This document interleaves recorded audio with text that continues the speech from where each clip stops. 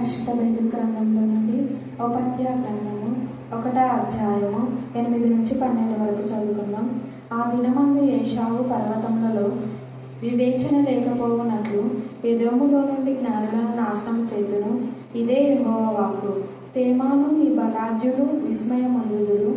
అందువలన ఏశావు యొక్క పర్వత నివాసులందరూ హతులై నిర్మూలమగుదురు. నీ సహోదరులైన యాకోబు సంతతికి నీవు చేసిన బలాత్కారమును బట్టి నీవు అవమానం పొందుదువు. ఇక ఎన్నటికీ లేకుండా నీవు నిర్మూలమగుదువు. నీవు పగవాడవై నిలిచిన దినమందు పరదేశులు వారి ఆస్తిని పట్టుకొని పోయిన దినమందు అన్యులు వారి గుమ్మములోనికి చొరబడి యెరూషలేము మీద చీట్లు వేసిన దినమందు నీవును వారితో కలిసికొంటివి కదా. నీ సహోదరుని శ్రమానుభవ దినము చూచి నీవు ఆనందమొంద తగదు. యూదా వారి నాశన దినమున వారి స్థితిని చూచి నీవు సంతోషింప తగదు. దేవుని కష్టపడుతున్నాను. చాలినంత దేవుడు మీ నెమ్మది మీ సమాధానం మీ కాపుదల మాకు దయచేయమని ప్రార్థిస్తున్నాం. ఎంతైనా నమ్మదగిన దేవుడు, ఎంతైనా చాలినంత దేవుడు, మీ అపారమైన ప్రేమ వాత్సల్య బాగులను మీ ఎంత స్తుతించినా కూడా తక్కువే. దేవా మీకే స్తోత్రం, మీకే స్తోత్రం, మీకే స్తోత్రం, మీకే స్తోత్రం, మీకే స్తోత్రం, మీకే స్తోత్రం. ఆత్మ అయిన దేవా, కృపగా ఉండండి, శక్తి అయిన దేవా, కనికరించండి, కనికరించండి, కనికరించండి నాయన, కనికరించండి, కనికరించండి, కనికరించండి, కనికరించండి, కనికరించండి, కనికరించమని ప్రార్థిస్తున్నాం. భావన వాళ్ళ అమ్మకు మీ నామం మీ రక్తంలో నుంచి పూర్ణ ఆరోగ్యం, పూర్ణ బలం, పూర్ణ స్వస్థత మీకు దయచేయండి. మీరు మాత్రమే స్వస్థపరిచి యెహోవాగా ఉన్నందుకు మేము స్తుతిస్తున్నాం. దేవా మీ ప్రేమ మహాదేశంకి ఎంత స్తుతించాలో తక్కువే ప్రభావ. అలాగే నేను ఆ తల్లి దేవ ఇక్కడ చేరిన ప్రతి ఒక్కొక్క బిడ్డ పైన మీ గాయపన్న హస్తం తోడుగా వచ్చి దేవుని కార్యాల్లో అశ్రద్ధ చేయవాడు శాపగ్రస్తుడు అని మీరు సెలవిచ్చారు. దేవా మా ప్రభా వీరికి దేవునిపై జ్ఞానం వివేకం దయచేయండి.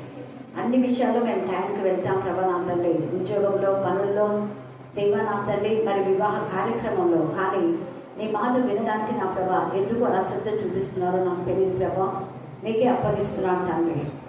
దేవా నా ప్రభ నా తండ్రి, ఇలాగ నా ప్రభా నీవు ఘనపరిచి మహింపరిస్తే ఎంత ఆశీర్వాదమో అది తెలుసుకునే జ్ఞానం మీకు దయచేయండి. మీ సన్నిధిలో ఉన్న ఆనందం మీకు తెలుసుకోవడానికి మీకు దయచేయండి. దేవా మీకు ఇవ్వవలసిన సమయం ఇవ్వడానికి జ్ఞానం కలగొచ్చమని ప్రార్థిస్తున్నాం.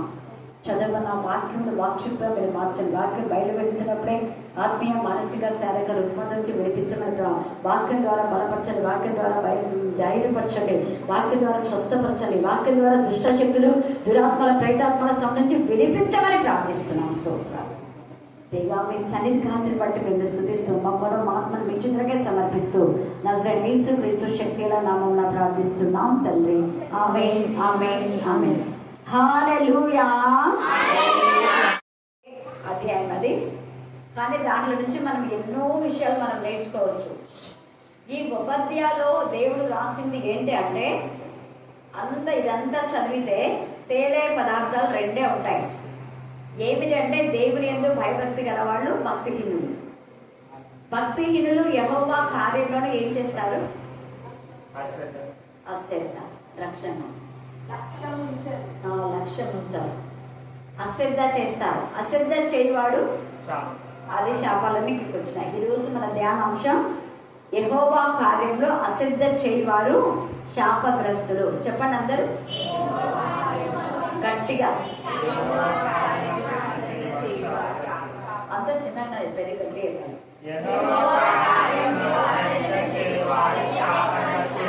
సరే. మరి యెహోవా కార్యాలు అంటే ఏమి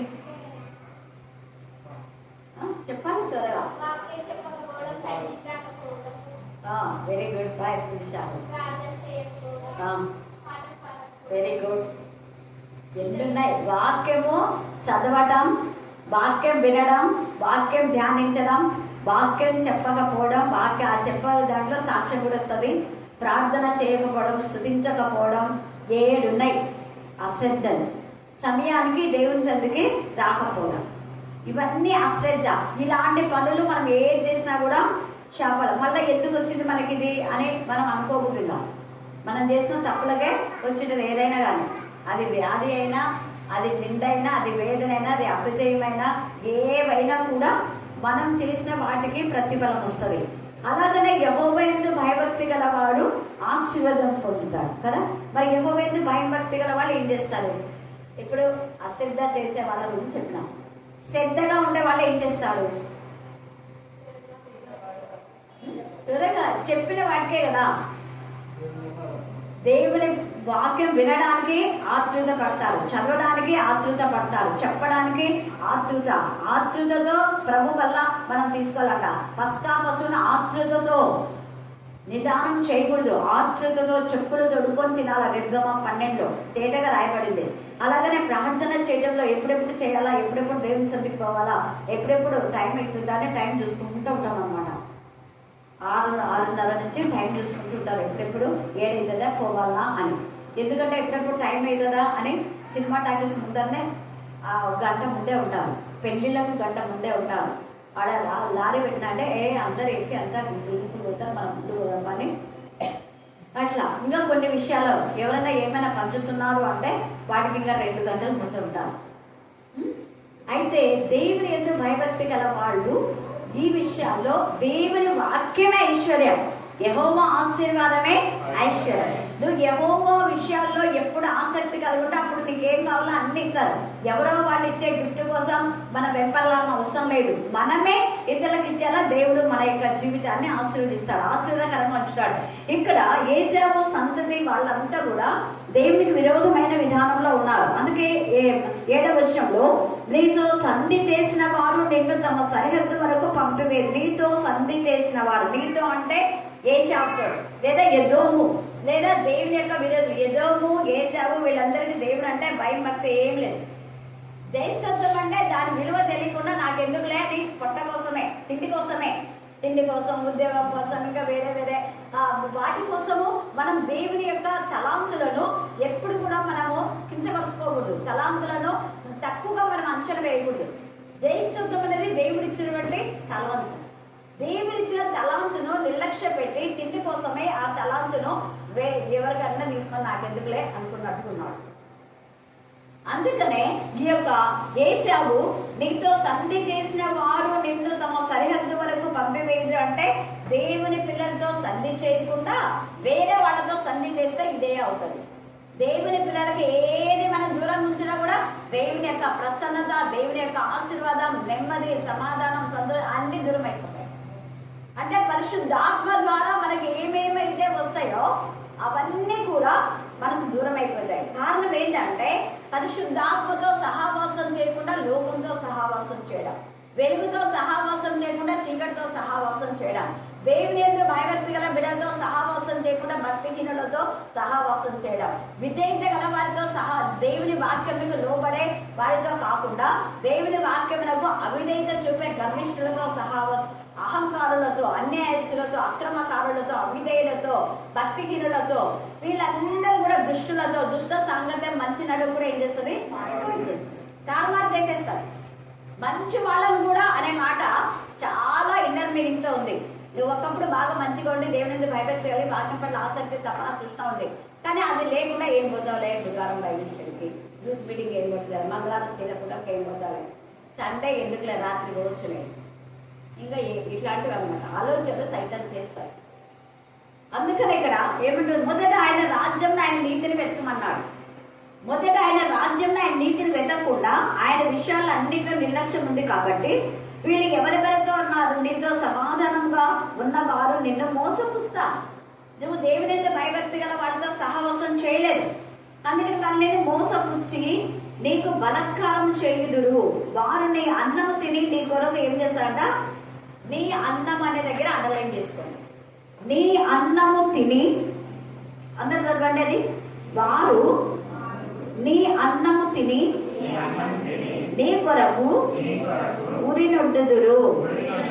వారు నీ అన్నము తిని నీ కొరకు ఉరినొడ్డుదురు. యోధమునకు వివేచన లేకపోయాను. ఎవరు వీళ్ళు అంటే నీ అన్నం తిని నీకే ఉరినొడ్డుతారంటే విశ్వాసఘాతకులు, అంతేనా? అంటే వాక్యము వింటారు, వాక్యము గురించి వాళ్ళ బ్రతుకులు మారుతాయి, మళ్ళా వాక్యం ఎవరి ద్వారా ఆదరణ పొందుతామో వాళ్ళే ఇక్కడ నిర్లక్ష్య స్వభావం. అది అన్నము అనే మాటలో శారీరకమైన ఆహారము ఉంటుంది, ఆత్మ సంబంధమైన మనము మంచిగా ఆధ్యాత్మిక విలువలు తెలుసుకొని పడిపోయిన వారిని గుణపరచడం అసాధ్యమని హెబ్రీయులకు రాసిన పత్రిక అక్కడ తేటగా 6వ అధ్యాయంలో రాయబడింది. 6:4 చదవండి. హెబ్రీ 6:4.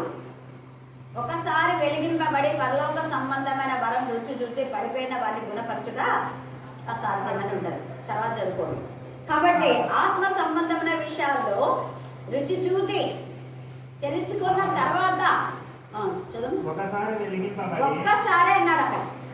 ఒకసారి వెలిగింపబడిన తర్వాత మళ్ళా చీకటిలోకి వెళ్ళకూడదు. ఎక్కడ వెలిగింపబడినామో అదే వెలుగులోనే నువ్వు ఉండాలి. వేరే వెలుగులు చాలా ఉన్నాయి. వెలుగు దూతల వేషం వేసుకునే వాళ్ళు చాలా మంది ఉన్నారు.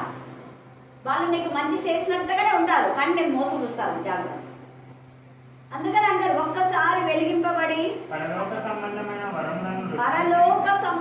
వరం రుచి చూచి పరిశుద్ధాత్మలో పాలివారై దేవుని దివ్య వాక్యమును తేటగా దేవుని దివ్య వాక్యమును రాబో యుగ సంబంధమైన శక్తుల ప్రభావమును అనుభవించిన తర్వాత తప్పిపోయిన వారు తమ విషయంలో అండర్లైన్ చేసుకోండి. తమ విషయంలో మీ విషయంలో మీరే బాహాటంగా నేను మరలా ఏం చేస్తున్నా చెలవేస్తుంది. మరలా చెలవేస్తున్నారు. ఏసే కార్చిన రక్తంలో ఏం చేసి కడగమన్నారు, శుద్ధి చేయమన్నారు. శుద్ధి చేయబడిన తర్వాత విర్రవీగి గర్వించి అహంకారం దూరం అయిపోతున్నారు. సిలువపిస్తున్నారు. మరలా ఏసైని బాధ పెడుతున్నారు. మరలా ఏసయ్య చేతుల్లో గాయాలలో నేను వేలు పెట్టి చూస్తే తప్ప నేను నమ్మనన్నట్టుగా వేలు పెట్టి మళ్ళీ తిప్పుతున్నారు. గాయాలు నీకున్న కుండులో వేలు పెట్టి తిప్పితే ఎట్లుంటుంది అట్లా మన వాళ్ళు చేసుకున్నారు.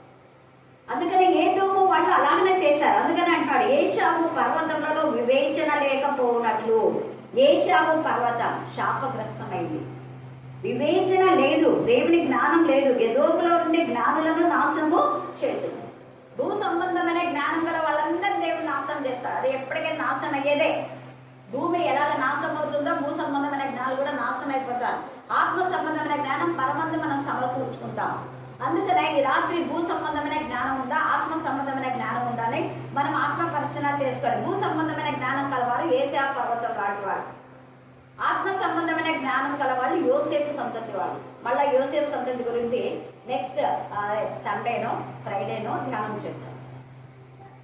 ఇక్కడ ఎంత తేటగా పరిశుద్ధ ఆత్మ మాట్లాడుతున్నాడు. యుద్ధము వాళ్ళకు జ్ఞానం లేదు. యాకోబు 3వ అధ్యాయము 15వ వచనం చదవండి. యాకోబు 3:15. ఈ జ్ఞానము పై నుంచి దిగి వచ్చేది కాదది. అది దైవికమైన జ్ఞానం కాదు. నీకున్న జ్ఞానం విర్రవీగొద్దు. నేను జ్ఞానవంతురాలని, నాకు వాక్యం చెప్పడం వచ్చు, నాకు ప్రార్థన చేయడం వచ్చు, నాకు అన్ని వచ్చు, నాకు అవ్వచ్చు ఇవ్వచ్చు అంటే విర్రవీగే దుష్టత్వం. భూ సంబంధమైనది ప్రకృతి సంబంధములైన దయ్యముల జ్ఞానం. అది దయ్యాలు మోసపుస్తాయి. దయ్యాలు దొంగతనం, హత్య, నాశనం చేయడానికి వస్తాయి. వేరే దానికి ఒకరికి దయ్యం పట్టిందంటే గుండె నొప్పి. మళ్ళా మనం గద్దించి చెప్తే ఏమేమి తెచ్చినావు చెప్పంటే ఒకసారి గుండె నొప్పి అంటది, ఒకసారి పక్షవాతం అంటది, ఒకసారి కడుపు నొప్పి అంటది, ఒకసారి కాలు నొప్పి అంటది, ఒకసారి రొమ్ముల బాధ అంటది, ఒకసారి తల తిరిగేటట్టుగా ఎప్పుడు ఇట్టి అంటుంటారు దయ్యం పట్టినారు కదా. చూస్తున్నారా? అంటే ఒక్కొక్కసారి ఒక్కొక్క విధానంలో అని చెప్తారు. అది అబద్ధికురా. అందుకనే ఇది దయ్యముల జ్ఞానం పండితులై ఉండదు. అక్కడ వివాదము మత్సరం ఉంటుంది. అల్లరి, ప్రతి నీచ కార్యము ఉంటాయి. అల్లరి ఎక్కడైనా ఏదైనా జరిగిందంటే అక్కడ దయ్యముల జ్ఞానంతో మనం వెళ్ళామని సమాధానం లేదు. అక్కడ ఏదైనా మనం జరిగే కార్యక్రమంలో అక్కడ అల్లరి, అది చర్చ్ డే కానివ్వండి, క్రిస్టమస్ కానివ్వండి, ఒక వెడ్డింగ్ డే కానివ్వండి, లేకపోతే పెళ్లి ఇది కానివ్వండి, పెళ్లికి సంబంధించినవి ఏమేమి ఉంటాయి కదా, నిశ్చితార్థాలు, ఎంగేజ్మెంట్, పసుపు వేయడం, ఏదేదో ఉంటుంది. దానిలో కొన్ని గొడవలు జరుగుతున్నాయి. అది జరిగిందంటే దాని అర్థమైంది అక్కడ ఏంటి? దయ్యముల జ్ఞానం. ప్రతి నీచ కార్యాలు ఉంటాయి అక్కడ. అంటే తాగి వచ్చి ఏమేమో చేస్తుంటారు. అందుకనే అలాంటివి అశ్రద్ధ చేయకూడదు. దేవుని విషయాలు ఏ బాబు వాక్యం పెట్టకూడదు. ఇట్లా పక్కన కాదు. దేవుని యొక్క శిలవేయబడిన ఏసై వైపు మాత్రమే మనం చూపు ఉండాలి. అటు ఇటు కాదు. ఈ ఏసావు లోకం సరంగా చూశాడు. దయ్యంలో ఏం చెప్తే దానిలో బోధలు విన్నాడు. అల్లరి నీచ కార్యాలన్నీ అయిపోయినాయి. సమాధానం అనేది లేదు. కార్యాలు సరిగా సాఫీగా జరగకుండా చేస్తాడు. భూ సంబంధం అందుకే అక్కడ మత్సరము, వివాదం అంటే అల్లరితో ఉన్న ఆటపాటలు ఇవన్నీ ఉంటాయి. అవి లోక సంబంధమైన ఉంటాయి. జ్ఞానం. తర్వాత అంటాడు తేమాను నీ బలాఢ్యుల విశ్వమందుదురు. మేము బలాఢ్యులమని ఏమని చెప్పినా వాళ్ళకంతా దేవుడు ఇలా చేసేసరికి వాళ్ళ వివేచన అయిపోయింది, వాళ్ళ జ్ఞానం అయిపోయింది. దేవుడు తుత్తునీలుగా చేసేటప్పుడు విస్మయమందుదురు. అందువలన ఏషావు యొక్క పర్వత నివాసులు అందరూ ఏమైపోతారంట? హత్తులై నిర్మూలమవుతారు. హత్తులై అనే మాట హత్తులవుతారు, నిర్మూలం అవుతారు. ఇంకొక మీనింగ్ ఏంటంటే దీంట్లో బ్రతికి ఉన్న పేరు మాత్రం ఉంది కానీ చచ్చిన వాళ్ళతో ఉంటారు. జీవశమాలాగా ఉంటారు వాళ్ళ బ్రతుకులో. అంటే ఏమాత్రం సంతోషం ఉండదు, నెమ్మది ఉండదు, సమాధానం ఉండదు. ఎందుకు ఇలా జరిగింది, ఎందుకు అలా జరిగింది, ఇవే ఉంటారు అన్నమాట. అందుకే ఎంత చక్కగా అక్కడ పరిశుద్ధాత్మ మాట్లాడుతారు. తర్వాత ఏమంటే నీ సహోదరులైన యాకోబు సంతతికి నీవు చేసిన బలాత్కారం. నీ సహోదరులైన యాకోబు సంతతి అంటే దేవుని పిల్లలు. దేవుని పిల్లల్లో నువ్వు నిర్లక్ష్యం చేశావు. నీ పిల్లల గురించి నువ్వు ఆలోచించావు. ఇంత తేడా చెప్తున్నాడు చూడు. యాకోబు సంతతికి నీవు చేసిన బలాత్కారంను బట్టి నీవు అవమానం నొందుదు. ఇక ఎన్నటికి లేకుండా నీవు నిర్మూలం. దేవుని పిల్లలతో సహవాసం లేకపోతే జరిగేది లోకస్తుల సహవాసం ఇదే అవుతుంది. ఒక రోజుకు నీవు పగవాడవై నిలిచిన దినమందు పరదేశులు వారి ఆస్తులు ఏమైపోతారు? పట్టుకొని పోయిన దినమందు అన్యులు వారి గుమ్మంలోనికి చొరబడి యెరూషలేము మీద చీట్లు వేసిన దినమందు నీవును వారితో కలుసుకుంటే కదా. నేనమాట నీకు ఎవరు కావాలంటే ఆత్మ సంబంధులు కాదు, అన్యులు. అన్యులు వారి గుమ్మంలోనికి చొరబడి తేటగా మాట్లాడుతున్నాడు. అన్యులతో సాంగత్యం మంచిది కాదు. అన్యులని ఎంతవరకు ఉంచాలో అంతవరకే ఉంచాలి. దేవుని యందు భయభక్తి గల వాళ్లతో మాత్రమే మనం సహవాసం చేయాలి. అన్యులలో కొందరు దేవుని యందు భయభక్తి గల వాళ్ళు ఉంటారు, వాళ్ళతో మాత్రమే. అలాగనే దేవుని యందు భయభక్తి గల అన్యులు, దేవుని యందు భయభక్తి గల యాకోబు సంతతి అంటే దేవుని పిల్లలతో మాత్రమే సహవాసం చేయాలి. ఏ కార్యక్రమాలు ఏదైనా వాళ్ళని మాత్రమే మనం వాడుకోవాలి. మిగతా వాళ్లతో, లోక సంబంధులతో, శరీర సంబంధులతో, రక్త బంధాలు అంటే అవి అన్ని కూడా ఏదో ఒకటి కేటెక్కి. ఒకవేళ రక్త సంబంధులలో కూడా భయభక్తి కలవాళ్ళు ఓకే. రక్త సంబంధులు కూడా కొంత దేవుని ప్రేమతో ఉంటారు కదా వాళ్ళు. అందుకే ఇక్కడ ఏమంటున్నాడు చూడండి. యాకోబు సంతతికి నీవు చేసిన బలాత్కారం బట్టి నీవు అవమానం నొందుదు. ఇక ఎన్నటికీ లేకుండా నీవు నిర్మూలమగుదు. నీవు పగవాడవైనా నిలిచిన దినమందు పరదేశులు వారి ఆస్తిని పట్టుకొని పోయిన దినమందు అన్యులు వారి గుమ్మంలోనికి చొరబడి యెరూషలేము మీద చీట్లు వేసిన దినమందు నీవును వారితో కలుసుకుంటే కదా. సౌలు ఇలాగే చేశాడు. పరిశుద్ధాత్మను పొందుకొని పరిశుద్ధాత్మతో నింపబడిన దావీదు పైన విషపు చూపు కలిగి ఉన్నాడు. దావీదు మేలు చేసినాడు. దావీదు సౌలు చావకుండా బ్రతికించాడు. ఫిలిష్తీయుల చేతితో చావవలసిన సౌలును వాళ్ళ జనులను అందరినీ బ్రతికించాడు దావీదు. బ్రతికించిన దానికి ప్రతిఫలంగా అవును కదా నాకు ఈ బ్రతుకు ఇలాగ వచ్చింది, నాకు ఈ విధంగా నేను బ్రతికానంటే దేవుని కృప కదా అని అదే ఏ దావీదునైతే దేవుడు వాడుకున్నాడో అదే దావీదు పైన విషపు చూపు కలిగి ఉన్నాడు. అందుకనే సమూయేలు గద్దించాడు. తనను అభిషేకించాడు, సమూయేలు విడిచిపెట్టేశాడు. తన ప్రాణాన్ని కాపాడిన దావీదు విడిచిపెట్టేశాడు. సౌలు మాట వినడం లేదు, దావీదు మాట వినడం లేదు, అన్యుల మాట విన్నాడు. అదే అన్యులు ఏం చేశారంటే ఈట పైన పన్నప్పుడు అన్యులు వచ్చి ఆయనను చంపేశారు. చంపడానికి వచ్చినప్పుడు ఈటపై పడి అన్యుడి చేతిలో చనిపోకూడదని ఒక అన్యుని పిలిచి నన్ను చంపేసే కొట్టేసాయన్నాడు. అదే అన్యుడు ఇక్కడ చూసావా. ఏ అన్యులనైతే వాళ్ళు సహవాసం చేశారో ఇక్కడ అమ్మోనీయులు అందరూ కూడా అమాలేకులు అందరూ చెప్పమంటే అంతే వాళ్ళతోనే సహవాసం. అందుకనే వాళ్ళే అన్యులు వారి గుమ్మంలోనికి చొరబడి యెరూషలేము మీద చీట్లు వేసిన దినమందు నీవును వారితో కలుసుకుంటే కదా. ఆహాబు అన్యులతో కలుస్తున్నాడు, యెజబెల్ అనే స్త్రీతో. అందుకనే బ్రతుకు నాశనం అయిపోయింది. అలాగనే అబ్షాలోం దేవుని భయభక్తి గల వాళ్ళతో కాకుండా రౌడీలతో సహవాసం చేస్తారు. యవనస్తుడు యవన జీవితం దేవునికి సమర్పించాలి. శుక్రవారం యవనస్తుల గురించి మళ్ళీ ధ్యానం చేద్దాం, యోసేపు సంతతి గురించి.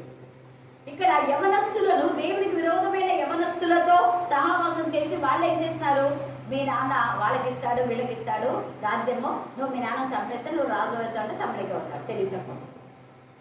ఆ తండ్రిని బట్టే కదా నేను పుట్టింది అనే జ్ఞానం లేదు.